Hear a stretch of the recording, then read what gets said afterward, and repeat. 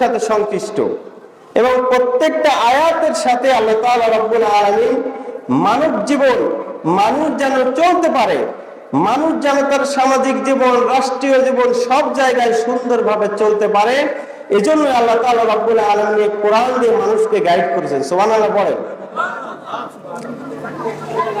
আল্লাহ তাআলা রব্বুল আলামিন বলেন, আলিফ লাম মিম যালিকাল কিতাবু লা রাইবা ফীহি হুদাল লিল মুত্তাকিন। আল্লাহ তাআলা রব্বুল আলামিন বলেন, আলিফ লাম মিম এটি একটি হরফে মুকাত্তাআত। কুরআনুল কারীমের 29টি সূরার শুরুতে আলিফ লাম মিম, তা সিন মিম, কাফ হা ইয়া আইন সাদ এভাবে করে আল্লাহ তাআলা রব্বুল আলামিন বিচ্ছিন্ন হরফগুলো দিয়েছেন। পৃথিবীর এমন কেউ নাই এই সমস্ত হরফগুলোর অর্থ বের করে। সুবহানাল্লাহ।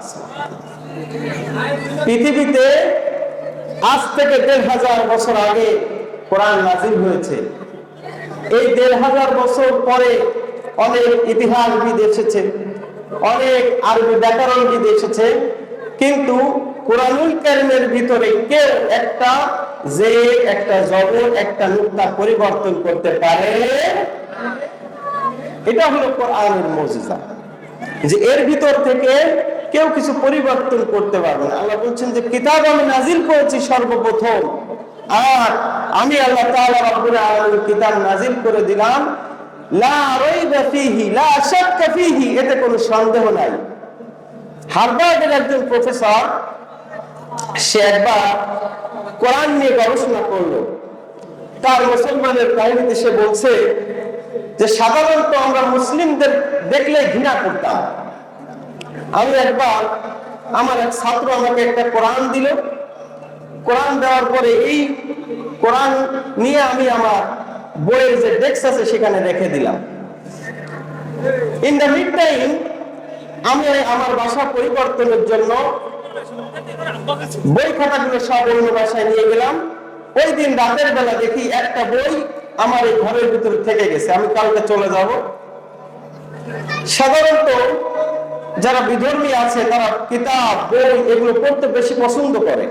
আপনি ইউরোপ, আমেরিকা, এরপরে চায়না, রাশিয়া, ফিলিপাইন, আপনি যদি সমস্ত দেশে যান, আপনি দেখবেন যে ট্রেনে আছে, দেখবেন যে মুসলমানরা অধিকাংশ মানুষদের কোরআন পড়ছে, কিন্তু আমরা এই কাজগুলি করি না। তো এই প্রফেসর বলছে যে আমি যখন রাতের বেলা দেখলাম যে একটা বই পড়ে রয়েছে আর সব বই তো আমি নিয়ে গেছি, আমি এই বইটা আনলাম, এনে দেখি যে আমার ছাত্র যে বইটি দিয়েছিল সে বইটি হলো ইংলিশে, বইয়ের নাম হলো আল কোরআন।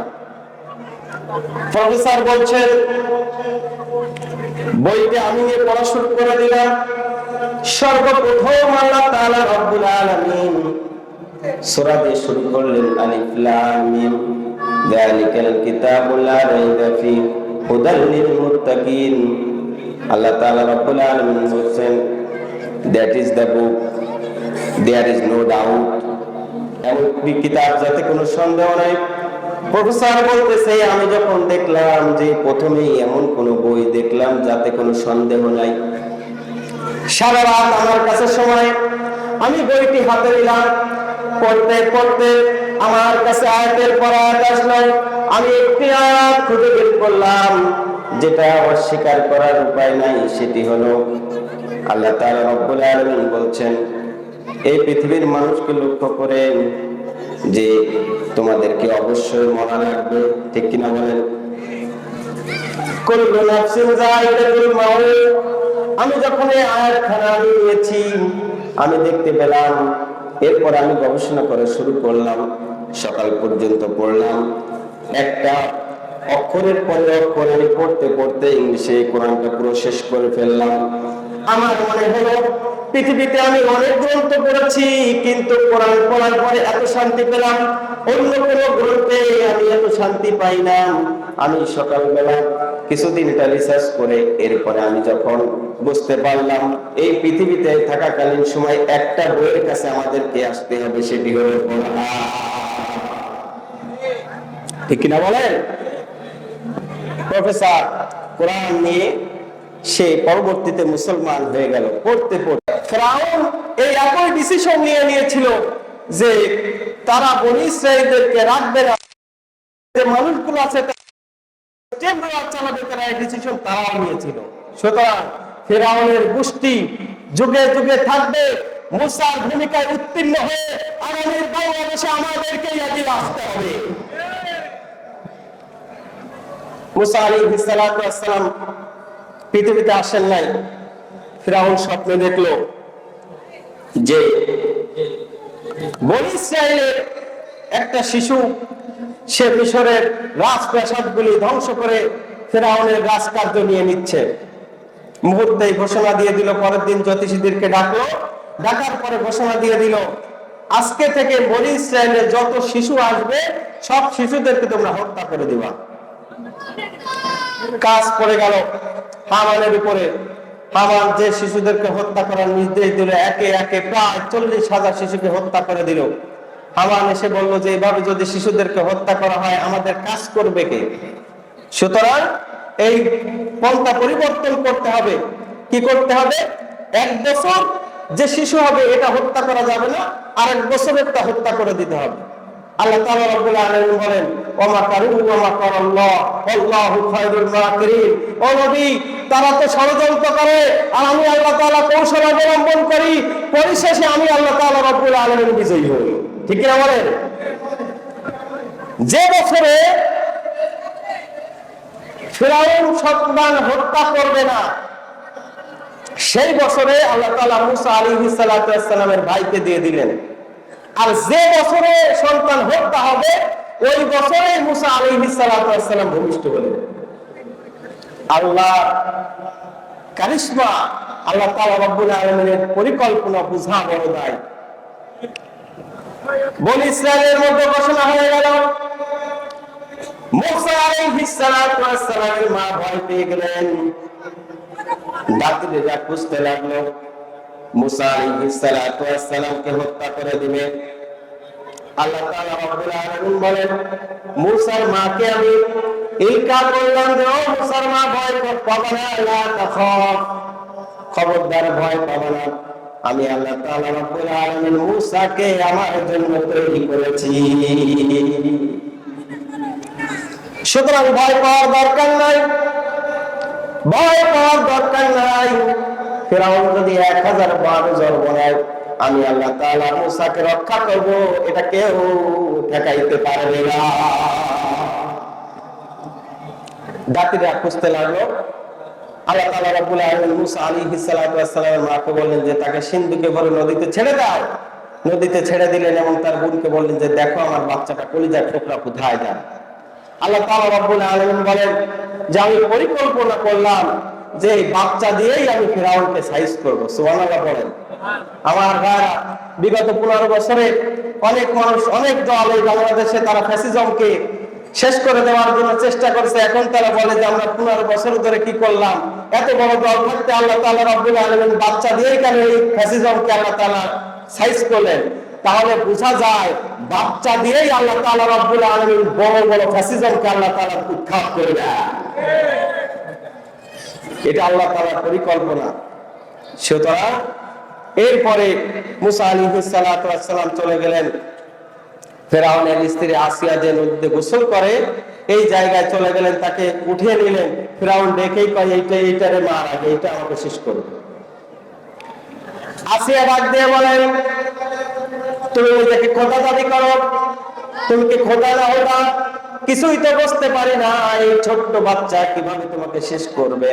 আমাদের কোনো বাচ্চা নেই, যদি এই বাচ্চাটিকে আমরা রেখে দিই আশা করা যায় এই বাচ্চাটিকে পরবর্তী আমরা মানুষ করব, আমাদের উপকারে আসবে।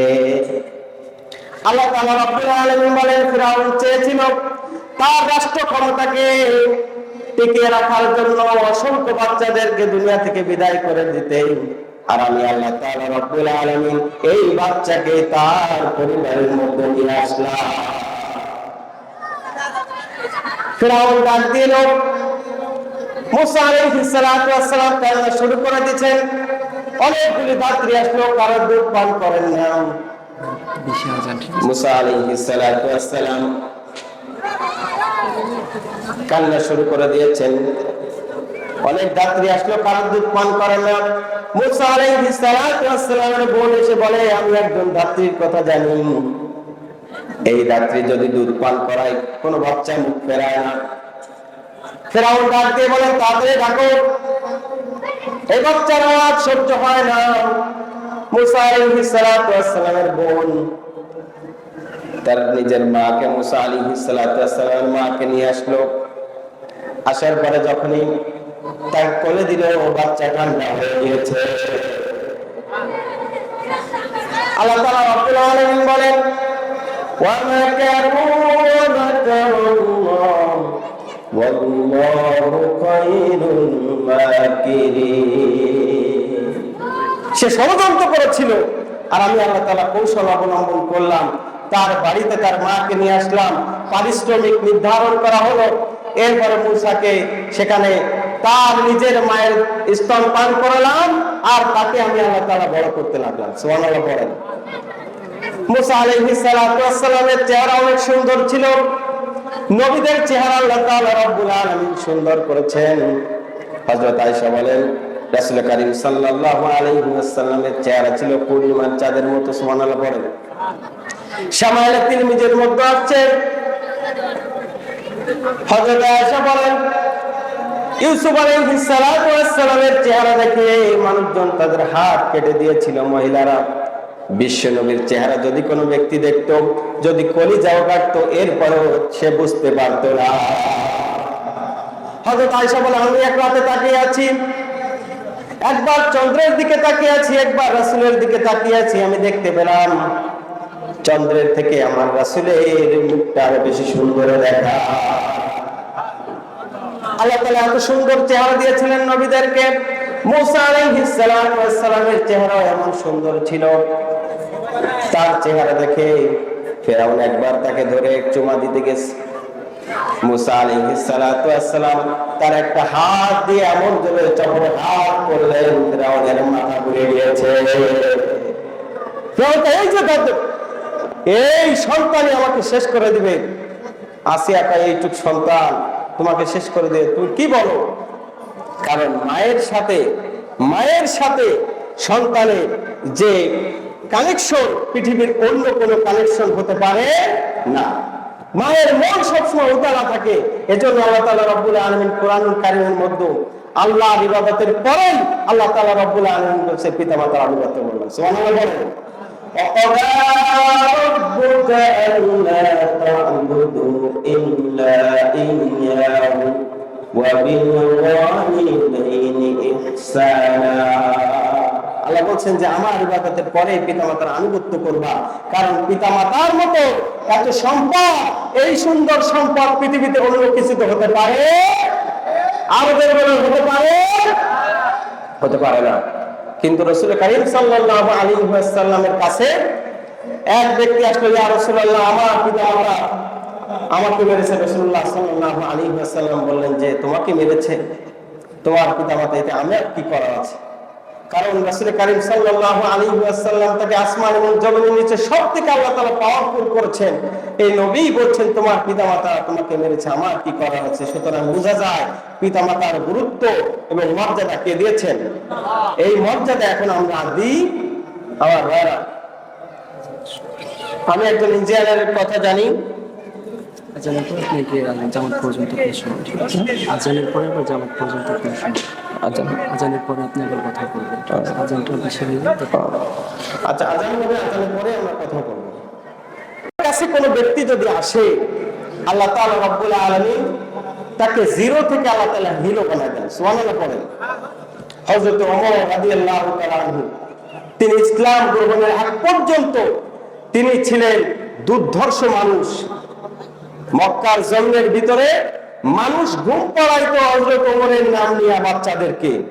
এত বড় দুর্ধর্ষ মানুষ কোরআনের কাছে আসলো, আল্লাহ তাআলা রব্বুল আলামিন তাকে জিরো থেকে আল্লাহ তাআলা হিরো বানায় দিয়েছেন। কেমন দূরে থেকে হলেন? কুরআনুল কারীমের ভিতরে হযরত ওমর রাদিয়াল্লাহু তাআলা আনহু প্রায় 30টির অধিক আয়াত আল্লাহ তাআলা রব্বুল আলামিন হযরত ওমরের ব্যাপারে নাযিল করেছে। এত মর্যাদা আল্লাহ তাআলা তাকে দিলেন। হযরত ওমর তিনি জিরো ছিলেন, আল্লাহ তাআলা রব্বুল আলামিন তাকে এই জিরো থেকে আল্লাহ তাআলা রব্বুল আলামিন হিরো বানিয়ে দিলেন। সুতরাং যে সমস্ত ব্যক্তিরা এখনো পর্যন্ত আমরা কোরআনের কাছে আসতে পারি নাই, আমরা যদি এই কোরআনের কাছে আসি তাহলে আমাদেরকে হিরো বানিয়ে দিবেন কে? আর যারা বলেন কে? হযরত ওমর রাদিয়াল্লাহু তাআলা আনহু তার সময়ের শাসন ব্যবস্থা কেমন ছিল? এই দেশে বর্তমান সময়ে 5 আগস্টের পরে বিভিন্ন সমস্যা আছে না নাই? কথা বলেন না কেন? সচিবালয়ের সামনে কখনো রিকশা, কখনো আনসার, কখনো পুলিশ, একটার পরে একটা অজুহাত দিয়ে দেখবেন যে বিভিন্ন দেশে ষড়যন্ত্র হচ্ছে কি হচ্ছে না? এই ষড়যন্ত্র আমরা মোকাবেলা করতে পারতেছি না, কারণ আমরা কোরআনের কাছে এখনো পর্যন্ত কোনোভাবে আসতে পারি নাই। হযরত ওমর রাদিয়াল্লাহু তাআলা তিনি যখন খলিফা ছিলেন, ওই জামানার ভিতরে নির্দেশ ছিল যুবকদের একটা অংশ সবসময় পাহারা দিবে। তিনি যখন এই পাহারার কাজের জন্য মুজাহিদরা সীমান্তে যখন তারা ছিল, তিনি দেখলেন একটা যুবকের ব্যাপারে মক্কার সব, মদিনার সব মানুষগুলি একটা যুবকের ব্যাপারে পাগল, কারণ তার চেহারা ছিল অনেক সুন্দর। আর ভাই হযরত ওমর রাদিয়াল্লাহু তাআলা আনহু যুবককে ডাকলেন। ডাকার পরে হযরত ওমর রাদিয়াল্লাহু তাআলা আনহু এই যুবককে ধরে এরপর নেড়া করে দিলেন। নেড়া করার পরে এই যুবককে আরো সুন্দর লাগছে। এরপরে করলেন যে এই ফিতনা তো জমিন থেকে নির্মূল করতে হবে। তিনি সেখান থেকে শুধুমাত্র নাগরিকদের জন্য, সমাজে যেন স্থিতিশীলতা থাকে, সমাজের মানুষ যেন ভালোভাবে থাকে, সেখান থেকে তিনি সীমান্তে পাহারা দিয়ে দিলেন। সুবহানাল্লাহ। সুতরাং যে সমস্ত উপদেষ্টারা দেশ চালাচ্ছে, আমরা তাদেরকে বলতে চাই, 5 আগস্টের পরে শুধুমাত্র আপা পালিয়েছে, বাকি সচিব আমলারা সব জায়গায় রয়েছে, এদেরকে দিয়ে যারা দেশ চালাচ্ছে কখনোই এই সময় সব দিয়ে আসতে পারে না। শুধু তো আপাই পালাইছে, আর কেউ কি পালাইছে না? যে সমস্ত মানুষগুলি সমাজে সব থেকে বেশি নির্যাতন করেছে মানুষদেরকে, এই সমস্ত মানুষগুলি এখনো পর্যন্ত বহাল তবিয়াতে আছে। সুতরাং এদেরকে অতি সত্বর অপসারণ করে সুন্দর যারা ভালো নাগরিক, স্মার্ট, সুদক্ষ, আমানতদারী, এই সমস্ত মানুষদের এই জায়গায় নিয়ে আসলেই দেশের সমাজে স্থিতিশীলতা ফিরে যাবে। আমার ভাই, আমি আলোচনা করতেছিলাম যে আল্লাহ তাআলা রব্বুল আলামিন কোরআনুল কারীম আল্লাহ তাআলা রব্বুল আলামিন আমাদেরকে দিয়েছেন, আর দিয়েছেন আমাদেরকে নবী। আল্লাহ তাআলা রব্বুল আলামিন বলেন, ওয়া মা আরসালনাকা ইল্লা রাহমাতাল লিল আলামিন। আল্লাহ তাআলা রব্বুল আলামিন বলেন যে আমি রাসূল পাঠিয়েছি, আমার রাসূলকে পৃথিবীর সব জায়গায় সমস্ত মানুষের জন্য আমি আল্লাহ তাআলা রব্বুল আলামিন রহমত স্বরূপ আমার নবীকে প্রেরণ করেছি। সুবহানাল্লাহ। তাহলে আল্লাহ তাআলা কোরআন দিয়েছেন আর আমাদেরকে দিয়েছেন নবী। রাসূলুল্লাহ সাল্লাল্লাহু আলাইহি ওয়াসাল্লাম বলেছেন যে তারাকতু ফিকুম আমরান লা তাদিল্লু, আমি তোমাদের মাঝে কোরআন এবং আমার সুন্নাহ রেখে যাচ্ছি, যদি তোমরা ধরতে পারো তাহলে কখনোই তোমরা পথভ্রষ্ট হবে না। সুবহানাল্লাহ পড়েন। এজন্য আমাদেরকে কোরআন ধরতে হবে। রাজি আছি তো আমরা ইনশাআল্লাহ? আমাদের জীবন যাবে, কোরআন থেকে আমরা আলাদা হব। একটু জিকির করি, লা ইলাহা ইল্লাল্লাহ, লা ইলাহা ইল্লাল্লাহ, লা ইলাহা ইল্লাল্লাহ, মুহাম্মাদুর রাসূলুল্লাহ। সাল্লাল্লাহু আলাইহি ওয়াসাল্লাম। আমাদের সময় একদম কম, যেহেতু আমাদের সময় কম, তারপরে কোরআনুল কারীমের আজকে এই আলোচনা সূরাতুল কসাস থেকে আমরা আলোচনা করব ইনশাআল্লাহ। রাজি আছি তো আমরা ইনশাআল্লাহ? আল্লাহ তাআলা রব্বুল আলামিন কোরআনুল কারীমের মধ্যে 28 নম্বর সূরা সূরাতুল কসাস, এই সূরায় আয়াত আছে 88টা আর রুকু আছে 9টা। কোরআনুল কারীমের মাক্কি জীবনের সর্বশেষ সূরা হলো সূরাতুল কসাস। কোন সূরা? সূরাতুল কসাস। আল্লাহ তাআলা রব্বুল আলামিন এখানে আল্লাহ তাআলা রব্বুল আলামিন এই সূরার ভিতরে আল্লাহ তাআলা রব্বুল আলামিন একজন জালিম শাসকের কথা আল্লাহ তাআলা তুলে ধরেছেন। যুগে যুগে এই পৃথিবীতে জালিম আছে না নাই? আর আজকে বলেন। আমি আজকে আলোচনার বিষয় যুগে যুগে আল্লাহ তাআলা রব্বুল আলামিন জালিমের পরিণতি কেমন করেন, এটাই আজকে কোরআন থেকে আমরা দেখব ইনশাআল্লাহ। আমার সাথে বলেন, আউযু বিল্লাহি মিনাশ শাইতানির রাজীম। বিসমিল্লাহির রাহমানির রহিম। তাসিম। তিলকা আয়াতুল কিতাবিল মুবিন।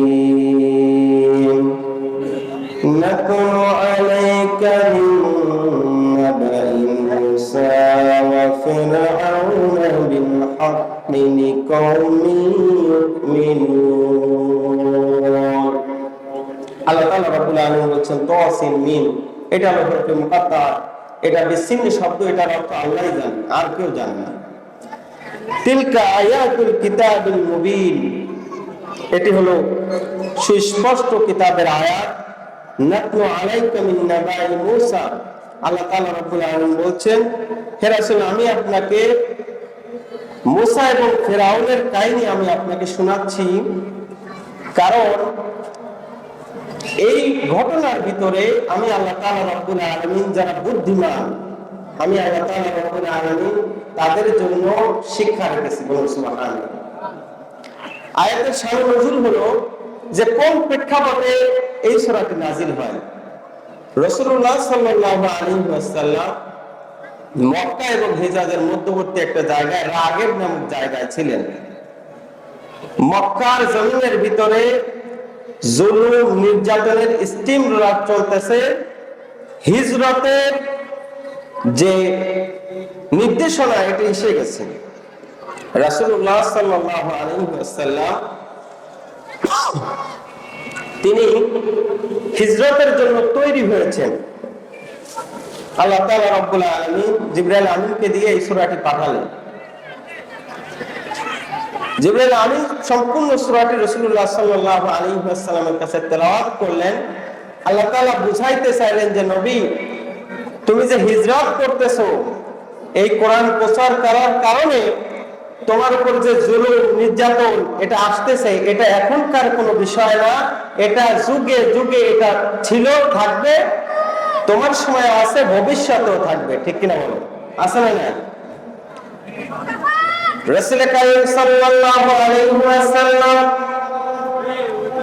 মক্কার দিকে বারবার করে ফিরে তাকাচ্ছেন আর বারবার করে বলছেন, মক্কা, শুধুমাত্র কোরআন প্রচার করার কারণে আজকে তোমাকে ছেড়ে আমাকে চলে যেতে হচ্ছে, আমি কিন্তু ইচ্ছা করে ছাড়ি নাই। কাফেররা আমাকে মারার জন্য প্ল্যান করেছে। আল্লাহ তাআলা রব্বুল আলামিন রাসূলের এই বারবার তাকানোর কারণে আল্লাহ তাআলা রব্বুল আলামিন আয়াত নাযিল করলেন, ইন্নাল্লাযী ফারাদা আলাইকাল কুরআনা লারাদ্দুকা ইলা মা'আদ। ওর ভয় পাওয়ার দরকার নাই। আজকে যারা তোমাকে মারার জন্য হুমকি দিচ্ছে, ধমকি দিচ্ছে, যারা তোমাকে বের করে দেওয়ার জন্য পাগল হয়েছে, আমি আল্লাহ তাআলা ওয়াদা দিলাম এই জমিনের ভিতরে আমি আল্লাহ তাআলা রব্বুল আলামিন তোমাকে আবার নিয়ে আসবো। ওয়াদা কার? আর আসতে বলেন ওয়াদা কার? আল্লাহ তাআলা বলছে নবী সুতরাং আমার ওয়াদা ইন্না ওয়াদাল্লাহি হাক্ক, আমি আল্লাহ তাআলা রব্বুল আলামিন ওয়াদা করলে এই ওয়াদা আমি আল্লাহ তাআলা রাখি। সুতরাং তুমি এখান থেকে মক্কা থেকে তুমি চলে যাচ্ছ, এই হিজরত শুধু তোমার জন্য না, যুগে যুগে এভাবে জালিমরা যারা মুমিন, যারা মুসলমান, যারা মুমিন সত্যিকারের এদের উপরে এভাবেই তারা স্টেপ রোলার চালিয়েছে। সুতরাং ভয় পাওয়ার দরকার নাই, আমি আল্লাহ তাআলা রব্বুল আলামিন তোমাকে আবার মক্কার জমিনে ফেরত আনবো। যখন ফেরত আনবো তখন তুমি একা থাকবে না, তখন তোমার সাথে আমি আল্লাহ তাআলা রব্বুল আলামিন তোমার সাথীদের দিয়ে দিব। যখন তুমি আবার এই মক্কায় আসবে তখন তুমি বীরের বেশে আসবে। সুবহানাল্লাহ। আল্লাহ তাআলা রব্বুল আলামিন এই ঘটনা আবার শোনাচ্ছেন। মুসা আলাইহিস সালাতু ওয়াস সালামের ঘটনা আল্লাহ তাআলা আমার নবীকে দিয়ে সান্ত্বনা দিচ্ছেন।